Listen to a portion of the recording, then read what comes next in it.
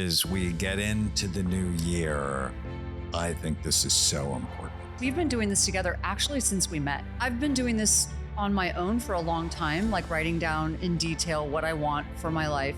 But when I met you and you'd called it the one-page miracle, I'm like, that actually makes sense because it is pretty miraculous. Intentionality actually changes your life. I do it with all of my patients. It's like this is the starting point. Every day you are making your brain better or you are making it worse. Stay with us to learn how you can change your brain for the better every day. I am so excited about this episode today, and I'm excited to do it with you because I actually use our relationship as an example of why this episode is so important. So it's called the one-page miracle. It used to be called goal setting, but as we get into the new year, I think this is so important. Well, I love this. We've been doing this together actually since we met. And I've been doing this on my own for a long time, like writing down in detail what I want for my life. But when I met you and you'd called it the one-page miracle, I'm like, that actually makes sense because it is pretty miraculous when intentionality actually changes your life. And I actually read something super interesting.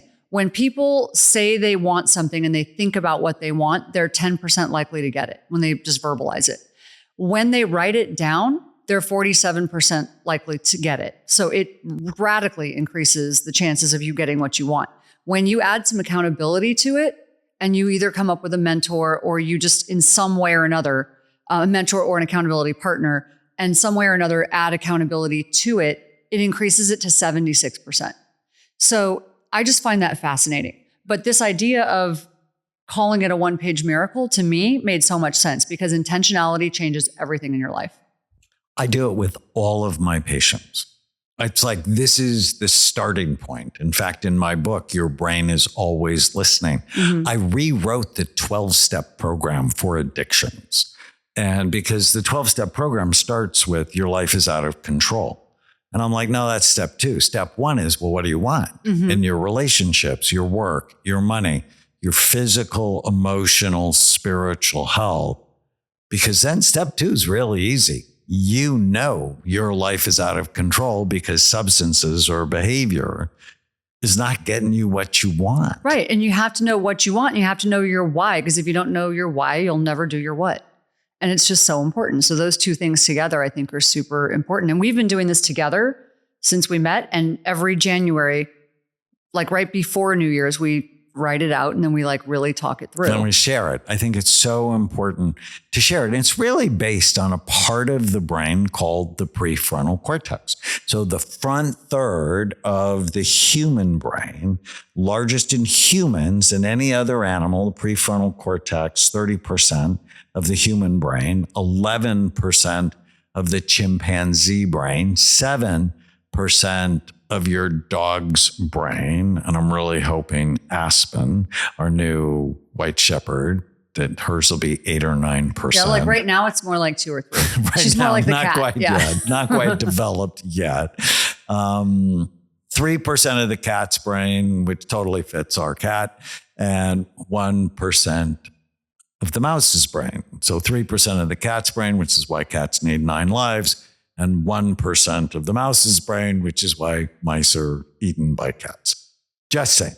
But it's involved in the executive functions like planning, focus, forethought, judgment, impulse control, empathy, decision-making, and goal setting.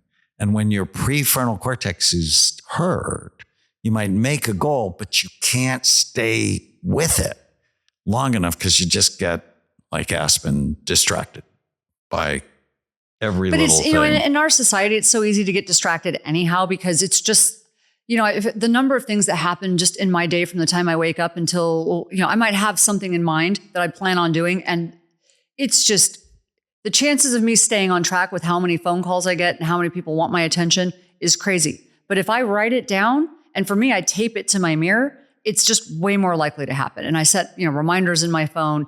I'm more likely to make that thing happen. So that's why this is so important. And early on, I've seen a lot of patients and many of them were burned out. And I'm like, oh, they're unbalanced in their goals. Because I'd ask people what they want. And isn't this crazy? I would ask people what they want for their life, and they hadn't thought about it. They've actually thought more about their vacation than what they want in the major areas of their life. Ask a business person, it's like, well, I want enough money. Or I want to get a career, I want to get promoted. Or, I want to lose 50 pounds, or I want to be married. And like most great businesses, like here at Amen Clinics, we have a mission statement to end mental illness by creating a revolution in brain health. We have core values. We have quarterly goals. Most people don't do it for their own lives. Right. So this is an exercise that will help just every aspect of your life. And again, people get burned out when they're too focused on one thing and not focused on the whole picture, because we're whole people. So you break it down, write down what you want in your relationships. We're going to share some of our goals in your work, in your money, in your physical, emotional, and spiritual health. And I like it on one page. So every day, you just look at it. It only takes 2 minutes to know what you want. So I like this too, because I think you should do it for what works for you. Like I like to journal it in great detail, and it's pages and pages. But then I like to take it and do exactly what you said, summarize it into that 1-page miracle, because that I can put on my mirror. So I've already now processed it in great depth and great detail. So I get it all out, but then I now can see it clearly for me. So whatever works for you, if you are a person who really needs to be very detailed, do that, but then put it clearly. And then, the tiny habit is to look at it every day. Mm-hmm. And then whenever you go to say something, whenever you go to do something, you just ask yourself, does my behavior fit the goals I have for my life? Because most people, if you tell them what to do, it's like, don't tell me what to do. It's like they'll oppose it. And so you don't want to set it up so people oppose it. It's like, well, what do you want? And some people go, oh, well, that's selfish. And it's like, in the thousands of 1-page miracles I've looked at, there is so little selfishness in there, because what most of us want is good things. It's goodness for ourselves, for our health, for our families. It's not about hedonism, because hedonism is in fact the enemy of happiness. And so if we just think of relationships, and let's just share some of the highlights of ours, and I must say this a couple of times a week, you're my primary relationship. And I feel so blessed. And so what I wrote is, I want a kind, caring, loving, supportive, passionate relationship. And I always want that. Now, I don't always feel like that. These rude thoughts my brain generates. And almost always, not always, they don't get out because they don't fit, right? If you get that thought, it's like, no, don't say that. How does that track for yours? Very similar. And actually, it's not the things you say, because you're actually very good at monitoring that. Sometimes I think you're busy. And so but you're very good at listening to me when I say, I need your time. Like I need you to be with me now because you've been busy. So I think, you also have to listen to your spouse, because for you, you're thinking, don't say the rude thought in my head. Fortunately, you don't actually do that. So I don't actually hear most of those. So for me, it's very similar. It's like I want God-centered relationships, especially with you, filled with love and respect, fun, passion, excitement, and joy. And for me, that means part of this, because of my background and where I come from, it means sacrificing my fears. Fear is the opposite of love and trust, because if you've come from trauma in the past, so much of what you think about is fear-based. And I've learned for me, that's a spiritual thing. I have to sacrifice that to God. Especially if you've got children, you find it very hard to let go. You find it very hard to, do those things. And I have to remind myself of that frequently. And then how about for the children? I mean, for me, I show love, guidance, and reasonable support, and encourage them to be their best and remember what it was like to be their ages. So that's very similar to mine. So for me, one of the most important things for me, besides my values, are God, health, and then family. So it's very, very important to me to spend as much time as I can with you, with the children, and with, I spend so much time with Chloe and with you. But what that means is time is really important. But doing everything for the kids is not that's not important. Like, that's not the thing. And there's something really interesting. So many people think that means taking the anxiety away for their kids. That is not actually at the top of my list. In fact, I think it's really important to let kids feel their own anxiety for their bad decisions. So for me, that's not part of it. It's being there for them, being a good coach, being a support system, doing fun things together, but not taking away their learning experiences, and not doing everything for them, and not buying them everything they want. Those are not the things for me that are important. Well, and then I would also do this because I have it for grandkids, for my friends, for my extended family. Know what you want. And so, just coming out of the holidays, which are so stressful for people. And I would tell my patients all the time, and I tell myself, okay, what's the goal in this situation? And am I acting in ways consistent with my goal? Otherwise, the triggers of people telling the same story about how I burned down the couch when I was 5 years old. It's like, how many times can you tell this story? And why has a 5-year-old got access to matches? It's like, come on. Why was that my fault? Why was that my fault? Being focused on what you want in the situation. And I love, because you described it to me first, that responsibility is not your fault, right? It's not taking blame.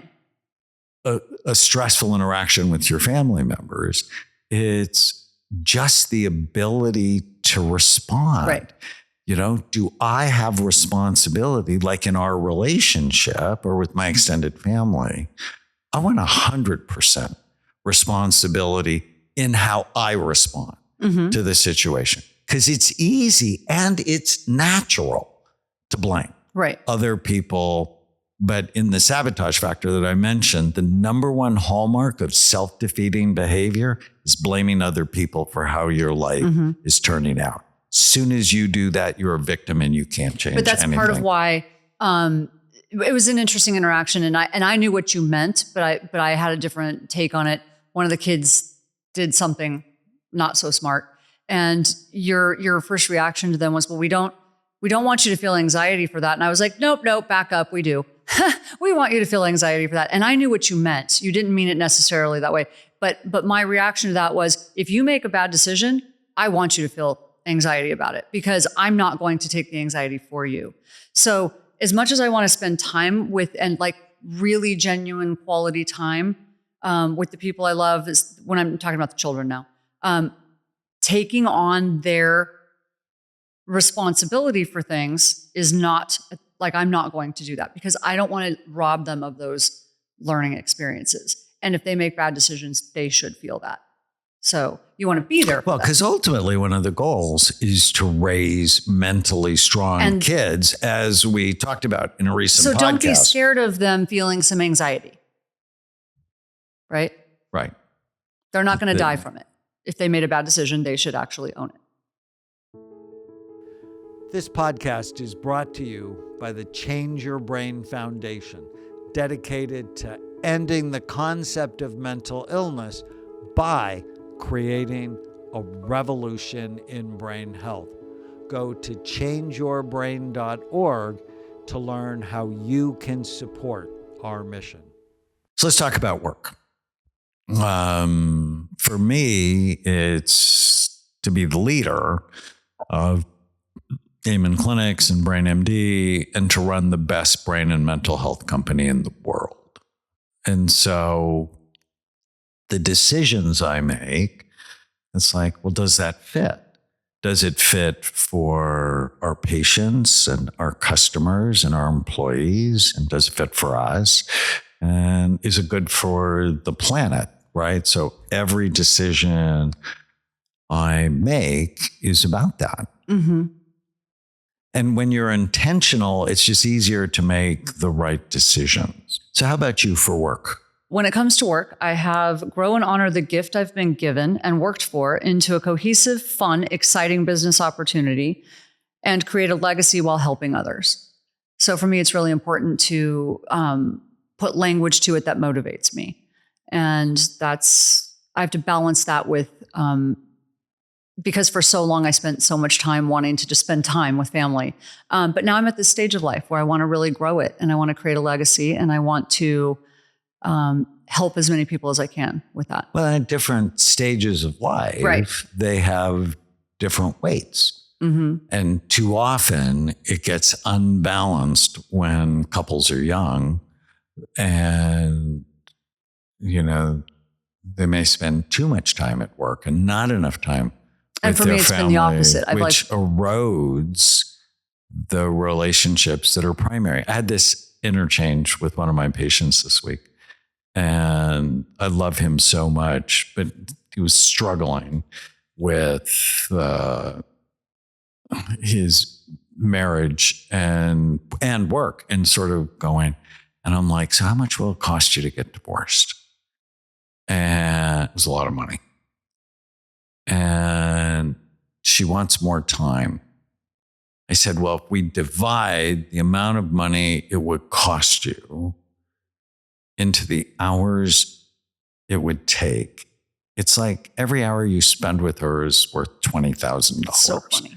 It's like, but that really put it in context, that's granular, right, of how much pain it would cause you and the children. And, you know, it actually will cause generational pain. Right. It's you begin to work less and to just get a better balance. Well, and you see what you're doing is you're actually telling your brain what you want. Mm-hmm. And then your brain will sort of work on it to help you get it. But if you never tell it what you want, and this is actually something you have done since you years. Were young. Yeah. And you ended up, didn't you tell me recently you found a journal after your mother passed away, that you found a journal you wrote when you were how old? So I actually found that journal. It was actually right before I wrote my book, The Relentless Courage of a Scared Child, but I'd put it away. And then Chloe saw it. This was shortly after my mom passed away. Chloe saw it. So it was really interesting though, because I wrote it in my 20s.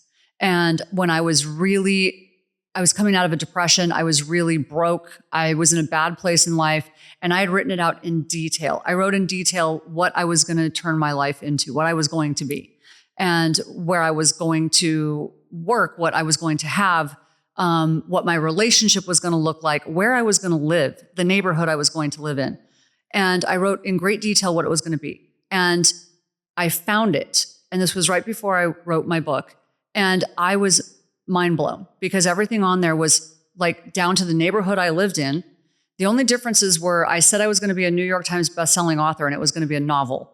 And I was a New York Times bestselling author, but it was a self-help book. It was The Omni Diet.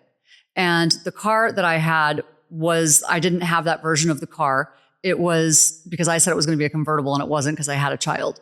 And so there were little differences in there, but you fit the relationship to a T. But I wrote that so long ago, I had forgotten about it. It was like tucked into one of my tax return files. And I didn't even remember writing it. So when I found it, it was crazy how detailed it was and how much of it had actually come to be. It was wild. And when Chloe saw it, the reason she was so shocked was because she was like, when I described like having a child, she was like, I'm so confused. You actually said you were going to have like a child at the time that you did. She goes, but you didn't, like, that wasn't even, you didn't even think you could have kids. And I'm like, yeah, no, like everything worked out exactly the way I said it was going to. So the one-page miracle, what do you want? Relationships, work, money. And I think this is so important because so many of my patients come to see me because they're stressed out with money, or they don't come for help because they feel like they can't afford it. And I always think I'm a good value, that if you do what I ask you to do and get a healthier brain, you make so much more money than you ever paid me. But for mine with finances is continue to build wealth and value and maintain control over spending, help others be less dependent on me. That's not good. I'm not going to be here forever. Develop a giving program that makes a difference. And together, you and I have the Change Your Brain Foundation. We give a lot of money to that provides research, education, service to those who need help. But this is so important for my patients. It's whenever you go to spend something, it's like, well, does this fit? Does this fit the goals I have? And too often couples get into trouble because they don't have the same value around spending. Well, I just think the power of intention, just doing this year is going to be so important for people. And every year, just the power of intention and then writing it down. And we do this together every year. And the simple question of, we go for a walk and it's like, what do we want for ourselves this year? And just asking that question, but then writing it down. It sets the tone for the year. And it just, your brain wants to make happen what you tell it to make happen. And then what do you want for your physical health? And I have obesity in my family. I have heart disease in my family. I love my life. Mm-hmm. I love my wife. I love our two beautiful dogs. I love our kids, our grandkids. Haven and I watched Charlie Brown's Christmas last night. It was so much fun. So I eat a diet that helps me feel better and live longer. I walk 45 minutes, 5 to 7 days a week. I maintain my weight at a certain level, and I want to sleep 7 or 8 hours every night. Write it down. What do you want? I want energy. And that means I have to take care of myself. So when I want the ice cream sundae, it's like, I don't want that. I want energy. I want memory. I want to be at a healthy weight. I know for me, I can gain weight quickly. Mm-hmm. I hate that. Right. And so I have to be intentional. Yeah. What do you want physically? I have passion to honor the body God gifted me, so I will be healthy and strong to accomplish my purpose and be able to feel the passion, joy, strength, and powerful energy and motivation God intended. And then I go into detail. With every decision, you just go, well, does it fit? Well, and then I go into detail what that means with diet, what that means with exercise, what that means with... Yeah, and I don't have any tattoos. You do. I have a little teeny one.